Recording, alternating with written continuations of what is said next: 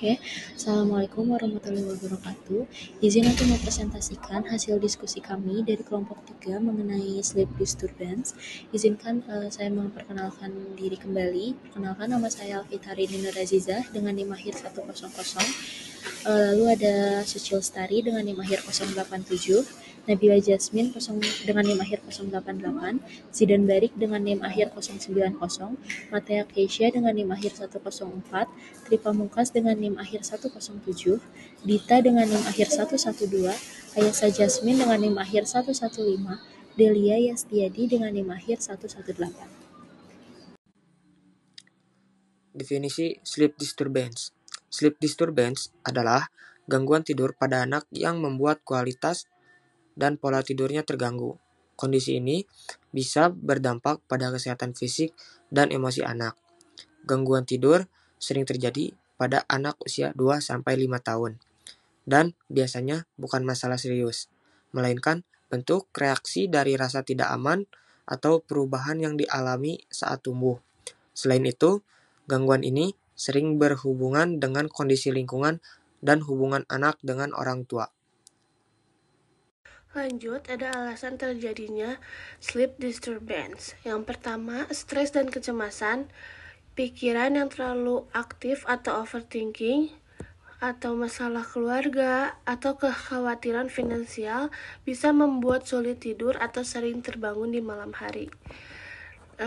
Yang kedua, ada gangguan psikologis, depresi, gangguan kecemasan, atau PTSD atau bipolar dapat menyebabkan pola tidur terganggu seperti insomnia atau bangun terlalu pagi. Baik, selanjutnya akan dilanjutkan oleh saya. Nama saya Muhammad Zidan, NIM 090. Yang ketiga, alasan terjadinya sleep disturbance adalah kecemasan perpisahan. Untuk anak-anak, tidur itu seperti perpisahan dari orang tua. Mereka merasa dalam bahaya karena kehilangan kontrol, kesadaran selama tidur. Anak mempunyai perasaan takut sesuatu akan terjadi pada orang tuanya saat tidur. Dan anak yang lebih besar, lebih tepatnya pada usia 4 hingga 6 tahun, mereka sering memiliki ketakutan khusus tentang apa yang mungkin terjadi pada orang tua mereka saat mereka tidur. Seperti orang tua mereka mungkin milik orang perampok atau kebakaran dalam rumah. Selanjutnya ada mimpi buruk. Anak-anak pada usia dini bisa mengalami sleep disturbance atau gangguan tidur karena memiliki ketakutan untuk bermimpi buruk. Karena bagi mereka, hal tersebut sangat nyata karena mereka belum memiliki sosial emosional yang matang sehingga belum terbiasa membedakan mana realita dan imajinasi. Yang terakhir adalah takut kegelapan. Anak usia dini memiliki imajinasi yang sangat tinggi sehingga mereka terkadang mengimajinasikan hal-hal yang membuat mereka takut, terlebih lagi di tempat yang gelap. Oleh sebab itu, anak-anak akan sulit untuk tidur, terlebih lagi jika ia sedang belajar untuk tidur sendirian dengan lampu mati tanpa ditemani orang tua mereka. Selanjutnya di sini ada cara mencegah sleep disturbance. Yang pertama ada menjaga rutinitas tidur yang konsisten. Poin pertama, jadwal tidur dan bangun diusahakan sama setiap hari. Poin kedua, anak diberi pemberitahuan beberapa menit sebelum tidur untuk transisi dari aktivitas ke waktu istirahat. Yang kedua ada menciptakan lingkungan tidur yang nyaman. Poin pertama, suhu kamar sejuk dan tenang. Poin kedua, gunakan selimut, boneka, atau benda favorit anak sebagai sumber rasa aman. Poin tiga, hindari kebisingan dan pencahayaan berlebihan. Yang ketiga, ada menumbuhkan asosiasi positif terhadap tidur. Poin pertama, ada tidur tidak boleh jadi bentuk hukuman. Poin kedua, sertakan rutinitas yang menyenangkan, dibacakan cerita, doa, atau lagu pelan. Poin ketiga, tunjukkan kasih sayang sebelum tidur. Baik, selanjutnya bisa dengan cara tegas. Jelaskan kepada anak bahwa waktu tidur menandakan akhir dari interaksi malam. Tinggalkan ruangan dengan yakin dan tanpa ragu. Abaikan rengekan atau tangisan yang biasanya akan berhenti dalam beberapa menit. Lalu tetapkan jam tidur yang sama setiap malam secara konsisten. Jika anak belum mengantuk, biarkan ia beristirahat atau bermain tenang di tempat tidur. Jangan memaksakan anak untuk langsung tidur, karena biasanya waktu transisi dari bangun ke tidur itu bisa sampai 30 menit.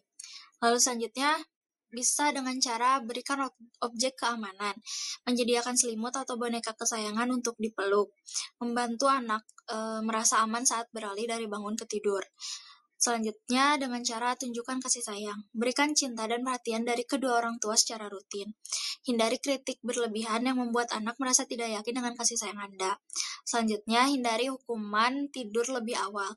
Jangan gunakan tidur lebih cepat sebagai bentuk hukuman, karena itu dapat membuat anak mengasosiasikan tidur dengan hal negatif. Baik, selanjutnya di sini yaitu ada cara mengatasi sleep disturbance atau gangguan tidur. Yang pertama yaitu cara mengatasi anak yang menangis di malam hari. Lakukan pengabaian yang direncanakan atau plan ignoring saat anak menangis di malam hari. Pastikan terlebih dahulu anak tidak sedang sakit, lapar, basah, ataupun terluka. Biarkan anak tertidur sendiri tanpa segera digendong meskipun menangis. Lalu kembali setiap 20-30 menit hanya untuk menenangkan sebentar tanpa memberi pelukan atau perhatian berlebihan, di mana tujuannya agar anak belajar menenangkan diri sendiri dan tidak terbiasa menangis untuk mencari perhatian. Yang kedua yaitu cara mengatasi anak yang tidak mengantuk. Yang pertama yaitu sesuaikan jadwal tidur anak dengan kebutuhan tidurnya. Anak perlu tidur pada waktu yang sesuai dengan rasa lelah dan kantuknya. Jika anak belum mengantuk, memaksanya tidur justru membuatnya gelisah dan sulit tertidur.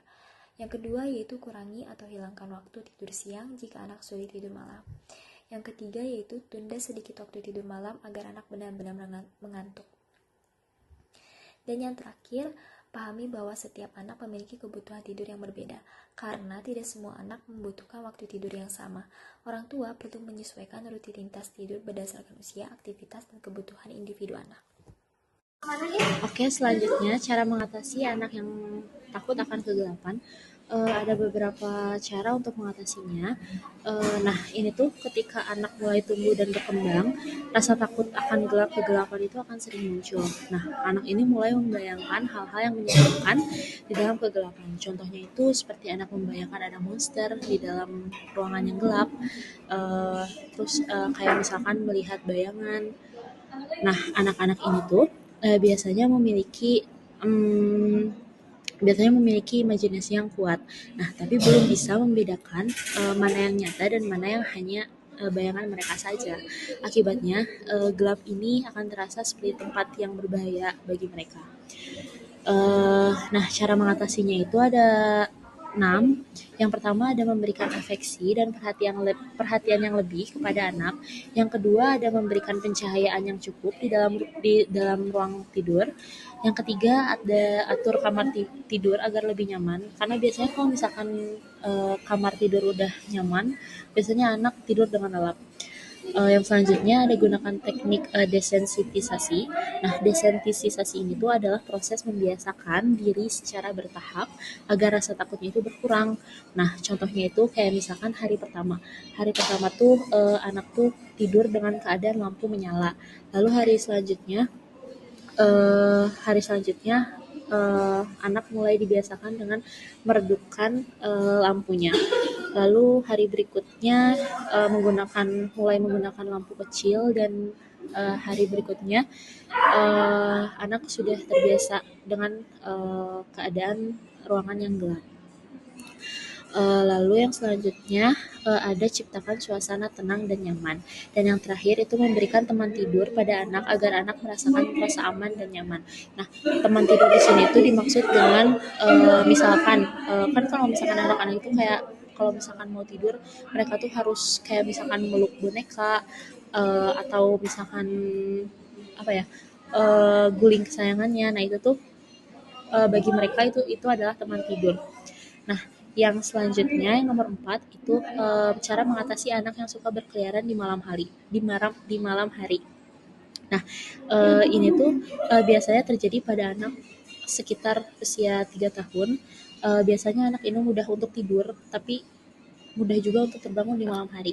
Nah, mereka bangun di malam hari itu untuk berkeliaran, contohnya kayak buka-buka kulkas atau sekedar main sendiri di kamarnya.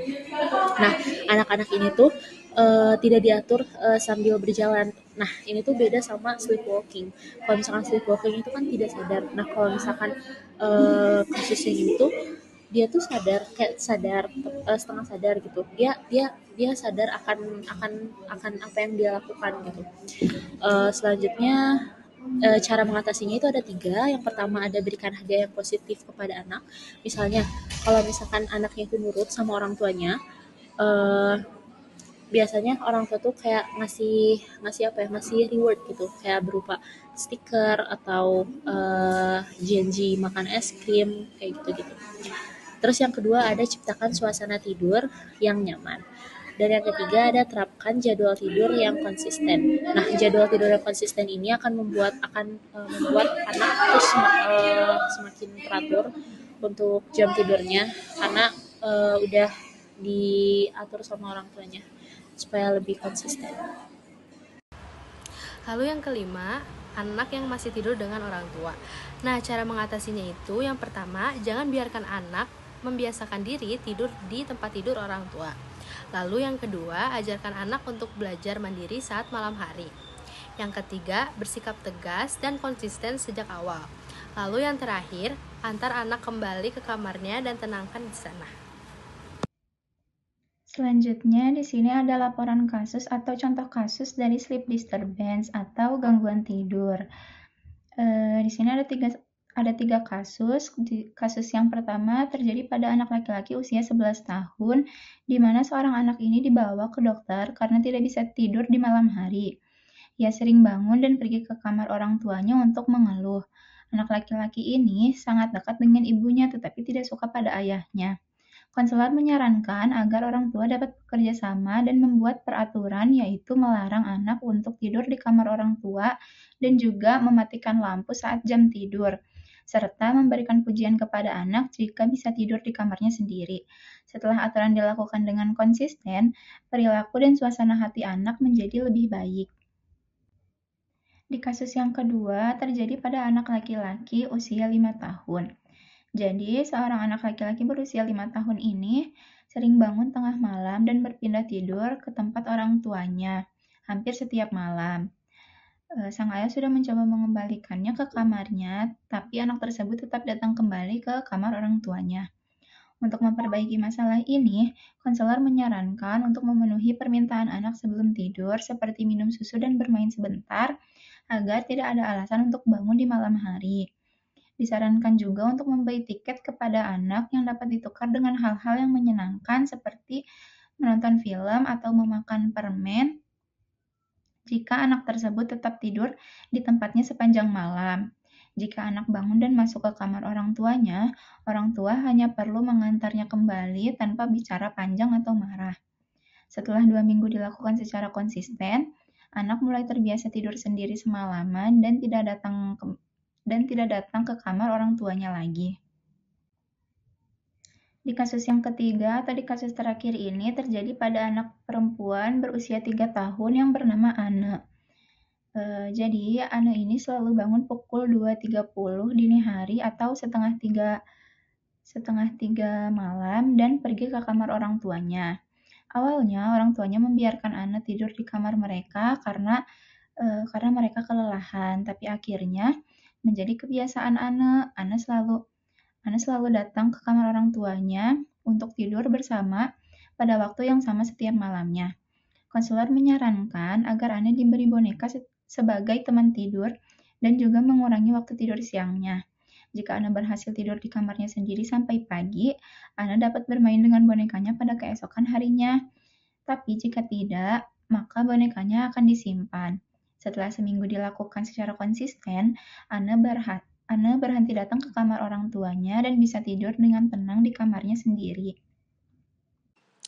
Jadi, kesimpulan dari 3 kasus tersebut, terlihat bahwa gangguan tidur pada anak sering terjadi karena pola interaksi orang tua yang kurang konsisten dan perhatian berlebih saat anak bangun di malam hari.